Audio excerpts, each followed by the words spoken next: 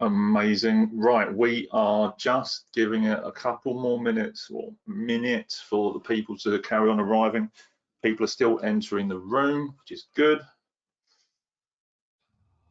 Hope everyone is having a great Tuesday. Here in the UK, the weather has taken a slight change, so it's a little bit cooler and it's rainy instead of sunny.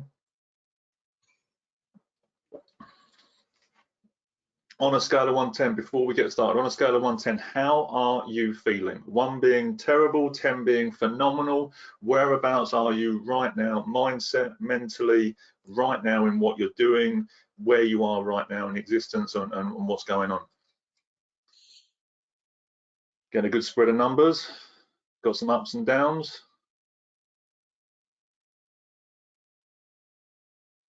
A lot of people hitting 8s out there. There's a 9, fully focused and energized and ready. Thank you very much. Yeah, about a 6, weather cold, work really busy, still working in the office. I'm feeling you on that. Although I'm working from home, that shift in weather, that shift in temperatures really brought my mindset down a little bit today. Wherever you are on that scale, I will I'm just receiving a comment coming in there. Wherever you are on that scale, what can you do right now that is going to take you 1 step higher? That's going to take you to the next number. What's the one thing you can do right now that's going to make you do that? Is it, you know, to re-oxygenate yourself? Is it stand up and stretch? Is it to give me your full attention and see where this is going to help you go in the next 20 to 30 minutes? What's that one thing that you can do to get increase that energy you've got right now? Brushed my hair, nice. Focus on myself at this time, yeah, absolutely. Finish off one thing, absolutely. Not take the feedback too personally. Feedback's a wonderful thing. It's a gift. There is no such thing as good or bad feedback. There is only ever feedback.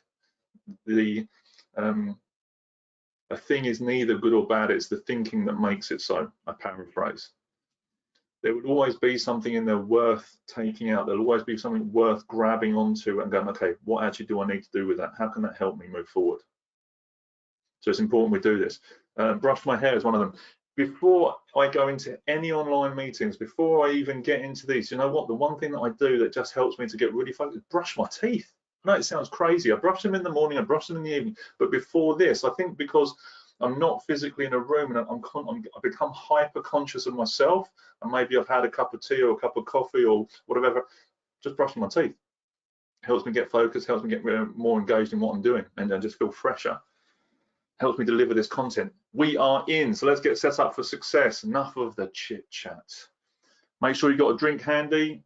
Let's make sure you've got herbal drinks, you've got water, making sure you're staying hydrated even with the drop in temperature.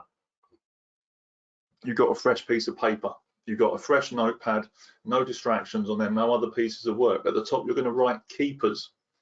Keepers are those things that you want to remember, that you want to read back through so that you can reignite your thinking, so you can come up with new ideas as a result of going back through those doodles and those notes and those bullet points that you take from today's session.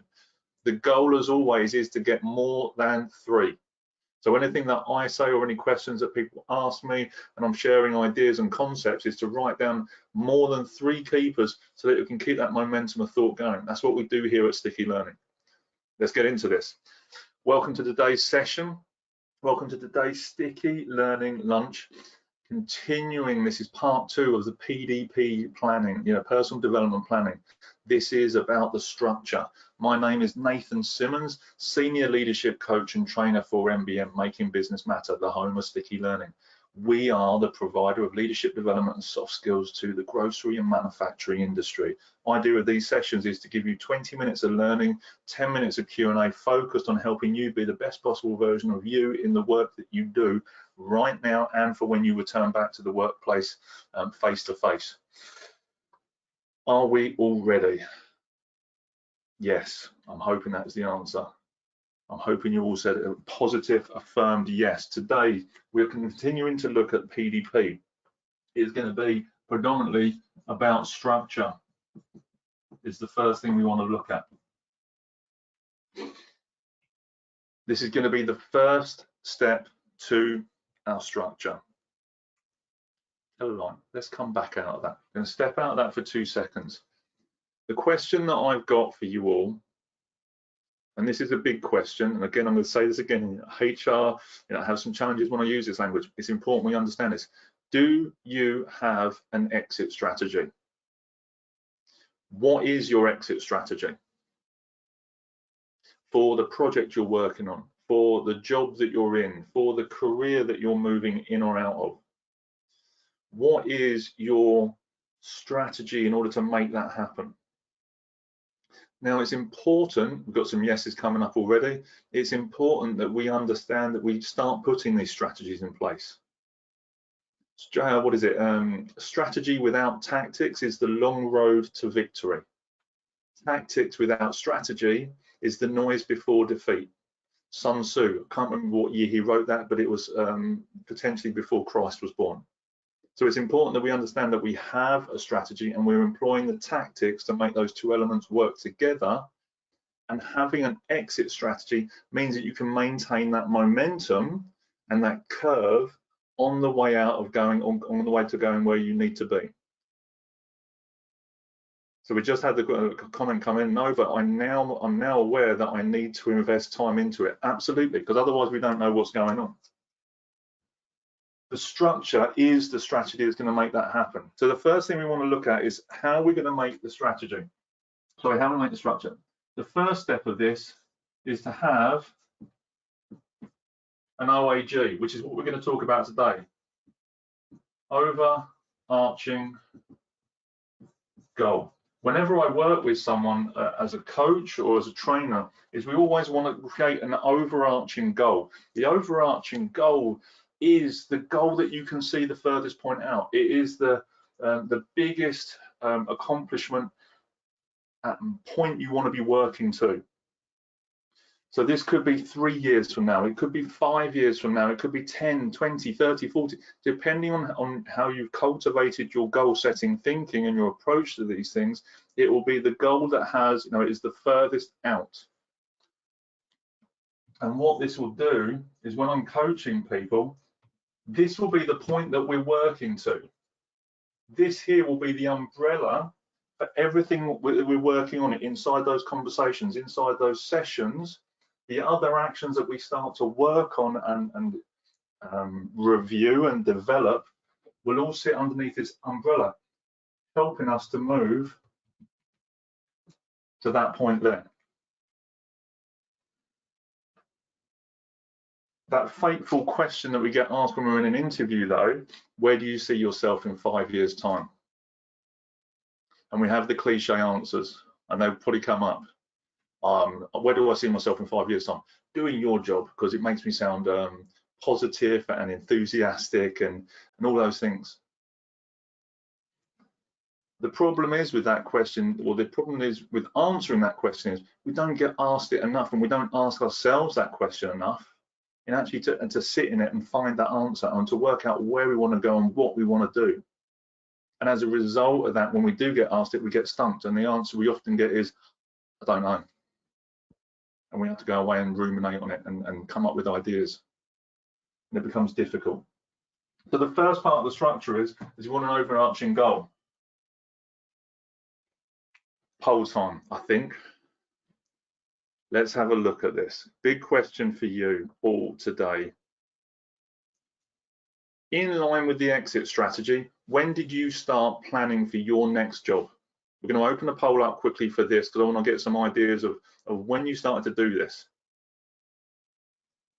Have a look. So the poll's open. When did you start planning for your next job?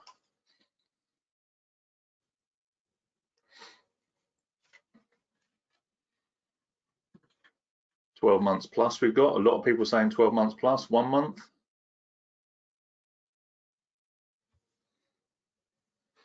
So when we start looking at, and as these answers come up, when we start looking at the overarching goal, it makes it much easier to start planning what the next job's going to be, what the next step is. What promotion do I need to be working on, or department do I need to be angling to in order to make this a reality? When we can see that, we can start to work out the steps. because you can map forward and engineer backwards. Just being reminded, I'm not on full screen. Apologies. Thank you for the reminder, Andy. Appreciated. So when we have the overarching goal, we can understand what the steps are that are going to make us get there, and then we can start planning out, well, actually, what's the next job that I need to be in? What's the next promotion or what I need to work on that's going to make that happen? Which departments do I need to get more experience on that's going to bring that to life? Then by doing that, we can actually start to, make it really congruent choices, conscious choices. So what have we got? We've got 13% said they planned 1 month. Then it goes to 13%, we've got 6 months, 25%, 12 months, and 50%, which is a great number and very rare that we see this sort of stuff, that people were planning their next job 12 months or more in order to get that job. More often than not, what happens is we're doing a job and a certain amount of frustration comes up and a certain amount of challenge comes up, and it's not, then we start looking on the job boards. And we go, oh, that's an interesting job. Oh, look, the closing date's in 3 weeks' time. Let's put loads of energy in for 3 weeks in order to get that job. And this is what has happened is you're going from this roller coaster and you go, oh, I've got the job, and your energy drops off. Then you go, oh, I'll get the job, and then the energy drops off, and then, oh, I'll get the job, and you spend your whole time doing this. But when you draw a line through it, it's about a 2.5% average growth, which is normally what you get at the end of the year for the cost of living allowance, and it increases that way if you get a raise at all. The idea when you're looking at this is you go, oh, because I've got the overarching goal, I know where I need to be. Maybe I plateau more than I dip, and then I go up, and then I plateau, and then I dip, and then I go up. And over here, the percentage increase is whatever you want to make it. I hope this is ringing, or people are seeing how this can work. The idea is that because you understand where you're going, you're less likely to dip off and lose the engagement and enthusiasm in what you're doing, and then have to use the dip in order to try and power this. And we start to use some of this momentum to actually push us forward faster. Wow, it might be a time for a good whiteboard, Cunning. Hope this is making sense. So we need to have this structure. The first part is the OAG, overarching goal. We'll talk about the second part. In part 1, I also talked about pirates and pilots. So the difference between this is understanding, is a pilot, although they seem like they've got this phenomenal job and they've got this smart outfit and they get to fly around the world, they still get told what to do. They're still given a flight path and they have to go on that, and there is no deviation to it. They get, they get given the plan and the checklist, and there is no room for maneuver or room for deviance in that. Whereas when we were with the pirate, the swashbuckling adventurer, as we remember them as children when we were using our imagination, is we can make a decision where we want to go. Where is this journey going to take us? Where are we going to find the treasure in what we do and inside our jobs and inside our careers? And that's why when we put the X there, we can then start working out how we want to make this adventure last.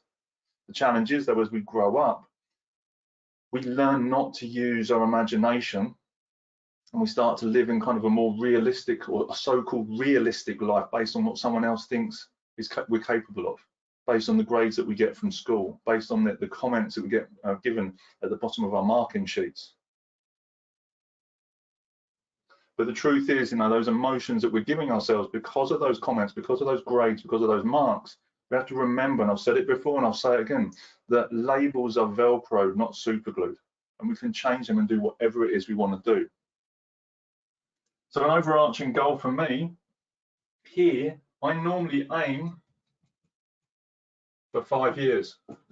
What do you want to achieve? What do you want to do in 5 years' time?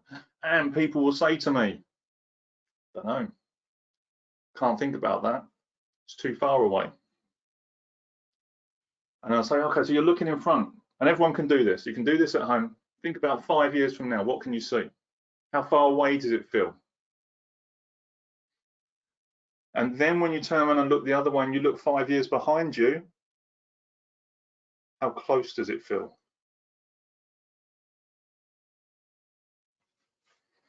So we get caught in this trap in our head that 5 years from now seems like such a long way away, and I shouldn't be thinking about it, and I can't think about it. I can't even imagine that. And then when you turn around and look at 5 years ago, you're something, it feels like a blink of an eye. And I can't, and again, paraphrase the quote, people overestimate what they think they can achieve in 1 year and underestimate what they can achieve in 5 to 10 years, because that paradox, or the illusion that the brain creates with time, that time seems so far away in front of us that we can't put tangible benchmarks in place to make it work. Where do you want to be in 5 years' time? What do you want to be doing?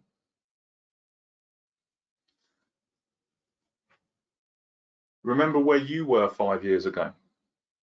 Remember where you were 10 years ago. Did you think you would be doing now what you are doing 10 years ago? Did you think you would have the children you've got? Did you think you would have the jobs that you've got, the amount of pay that you've got? Now take that thinking and scale it out in front of you and see what's capable of. Do the line graph. Where was your salary 15 years ago or 5 years ago, and where would you like it to be, or where would it actually mathematically be in relation to those leaps you've taken? Where would that be in 5 years' time? And how do you map that through? When you can start to understand that, and your logical part of your brain goes, oh, that's what I was doing then, this is what I can do that now, and you'll start to go, okay, actually I can do this, and you'll start to put those things in place to make it work.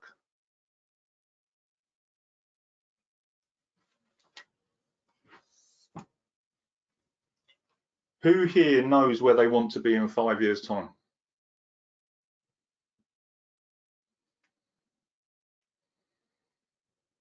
Gonna wait for it. Yes, got one, yeah. Got a couple coming in, good. For those that aren't sure or need, a couple of questions that are going to help to prompt this. Nice, CFO, fantastic. Yes, but it may take a number of side steps to get there. Absolutely, as long as you know what the steps are, you can bring it to life. If you are uncertain about what your overarching goal is and where you want to be in your career, in your job, or in a business, a couple of key questions that you can ask yourself to make this work. 1, what have I done in the last 12 months that made me feel proud? Ask yourself this. What have you done in the last 12 months that have made you feel proud?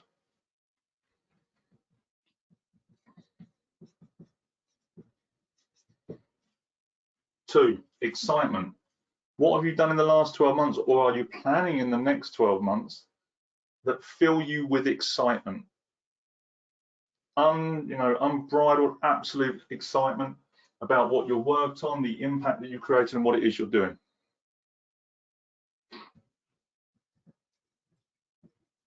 And number 3, what are your values? What are your top 3 values that you cherish most, that you hold dear?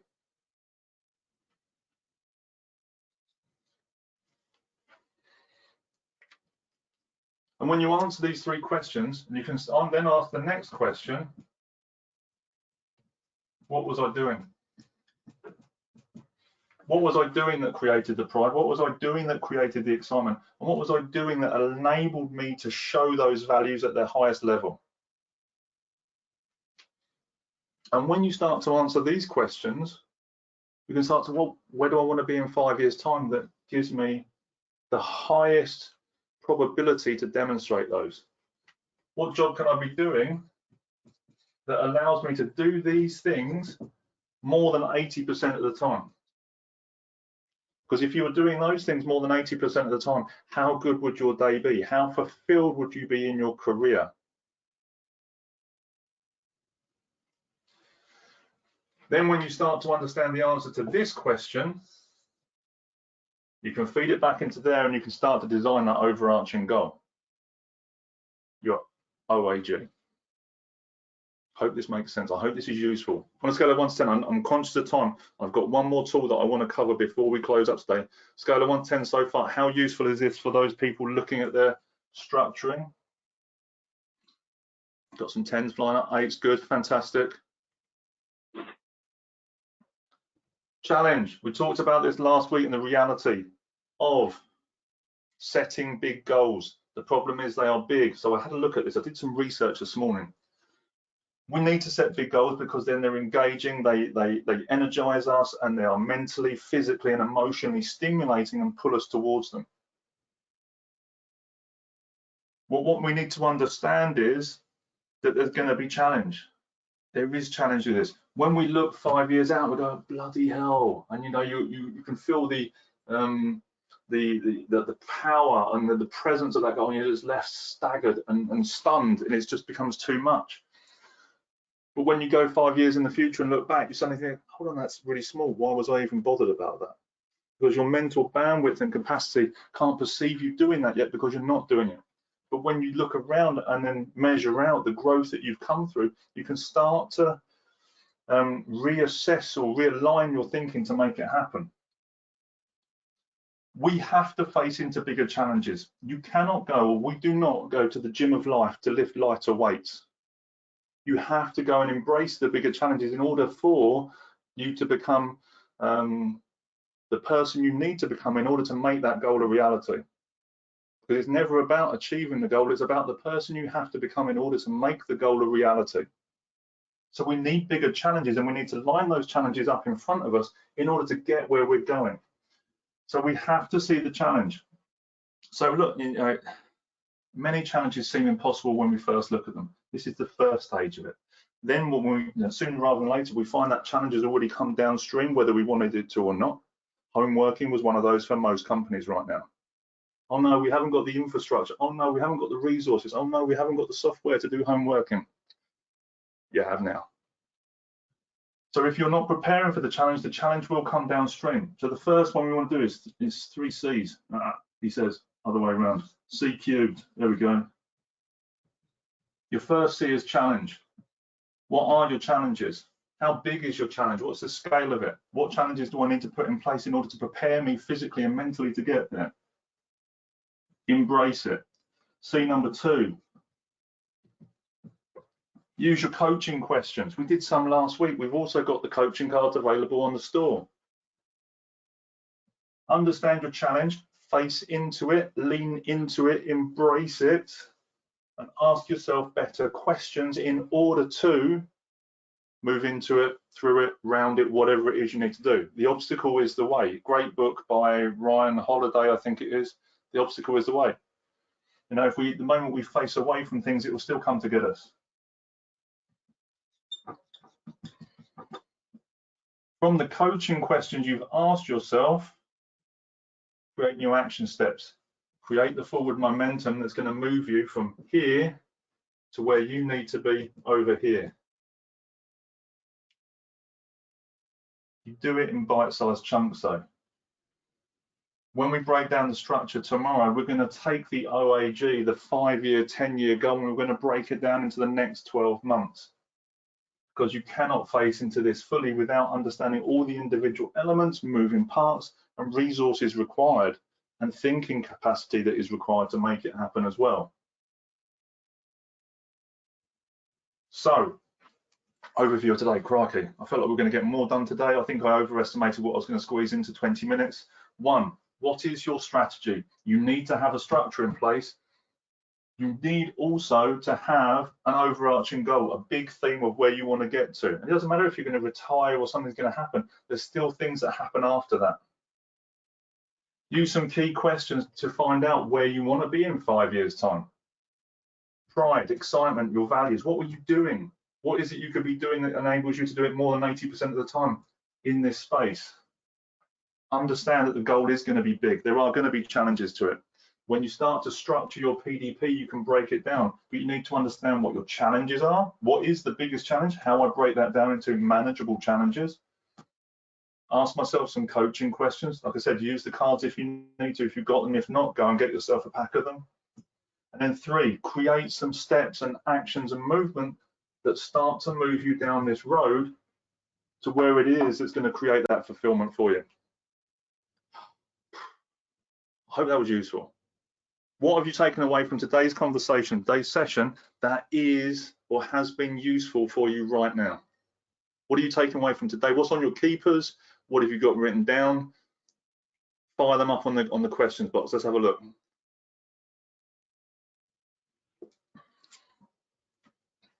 Strategy without tactics, absolutely. Wise man was Sun Tzu. Labels are Velcro, not super glue, absolutely. I've said it before and I'll say it again. One of my teachers taught me that. It is phenomenally powerful. We can just take them off, put whatever we want in there. I am whatever I want to be. Start thinking forward, absolutely. It's the reason why we have eyes facing forwards, because we're apex predators. We have forward-facing eyes so we can see where we're going, and we have the ability to visualize things that aren't even there. Coaching questions I need to ask myself, absolutely. Grab the cards. You know, I'm happy to help with this. We've got a few of them online already, and you can start inputting on that. Look at what you've done in the last 5 years. So why does that next 5 years seem so overwhelming? Because it hasn't happened yet. It's outside of your comfort zone. Your brain thinks, oh, doesn't feel right. It doesn't got tangible proof. So you need to start putting some of that logic in, that tangible proof, and it helps your brain to help you move you forward rather than hold you back. Combination of yesterday and today. I need to become a pirate. Arrgh, that's probably really bad. I hope we can cut that out of the video later. Never about achieving the goal. It's about becoming the person you need to be. Absolutely, absolutely. It's never about the goal. It's about you becoming that person you see in that goal. It's about you visualizing that person that you will be, that is successful in that moment, doing all those things, and using yourself as your biggest role model. It's not about what anyone else wants to do, it's about you. And, you know, stop chasing other people's version of reality, their successes, and just be the greatest version of you, and then see yourself there and just allow that to pull you forward. 3 C's framework is, yeah, super helpful. Embrace your challenges. You need these. Phenomenal. Sorry for shouting. No, you're not shouting. It's fine. It's capitals. I can work with that. The person I must be to pursue my dreams. Absolutely. Looking back 5 years was like yesterday. Yeah, it's frightening. Frightening how fast it goes. 5 years into the future is like a marathon, but understanding the 80% will drive my happiness and destiny. There's so much good stuff coming through. Who is the person I need to be to get the goal? A lot of this is coming through. That's such an amazing reality.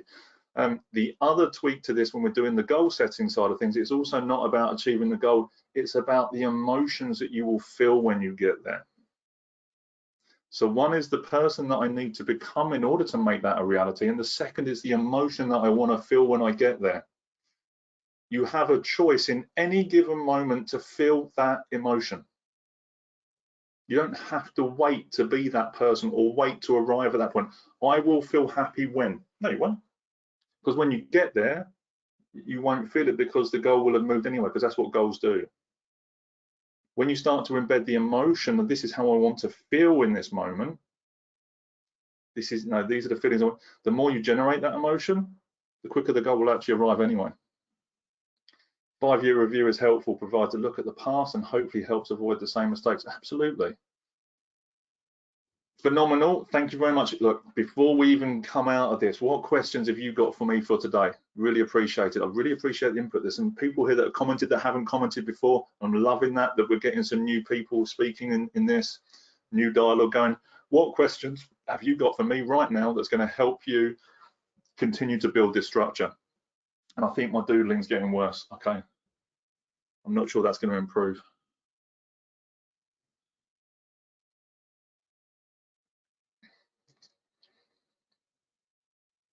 And I could base it on previous 5 years statistical success. Yes.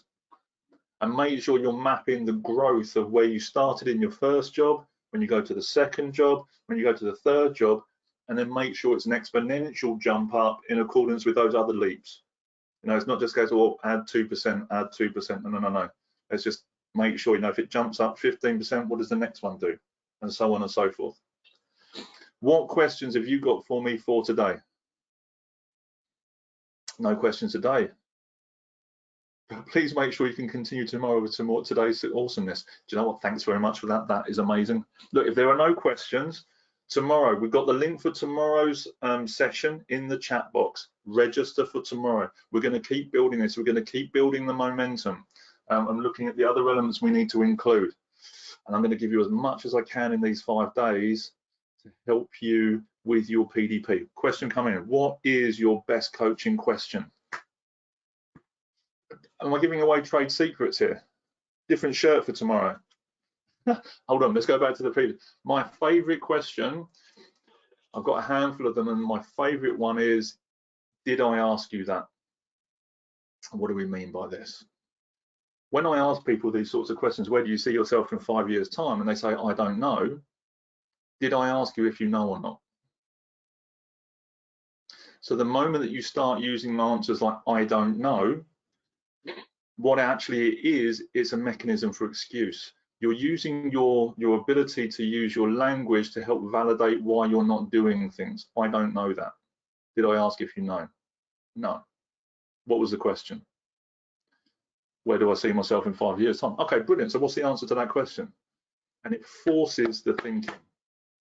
What happens is, over the course of time, we get complacent with our level of learning or where we want to go with things, and we feel uncomfortable when that thinking is pushed outside of that circle, outside the prehistoric cave. And as a result of that, we don't want to answer it, so we make excuses. Different shirt. No, I've got a full collection. I'm going on to the next bit. I hope that answers the question for you, Nadir. Different shirt. No, they're all white. Thank you, Nathan. Appreciated.